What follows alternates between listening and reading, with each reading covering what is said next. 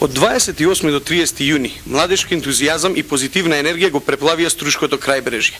По втор пат, 45 млади од 8 градови во Република Македонија се дел од младинската конференција Заеднички визии, организирана од страна на Институт за развој на заедницата, а поддржана од Обединетите нации.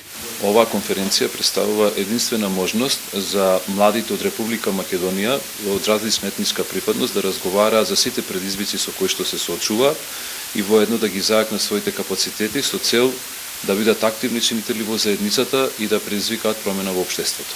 За време на конференцијата, младите учат и дискутираат за мултикултурните вредности, разбирањето, диалогот и соработката, но и стекнуваат вештини кои ќе им овозможат да бидат активни чинители во општественото живење во Република Македонија. Ова е голема можност за нас младиви.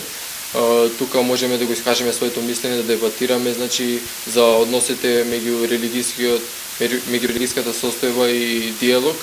Сметам дека ова е најпотребно за да се истакне преубавиот мозаик на различни луѓе, различни верувања, различни надежи или различни сништа во нашата држава. Ме радува резултатот.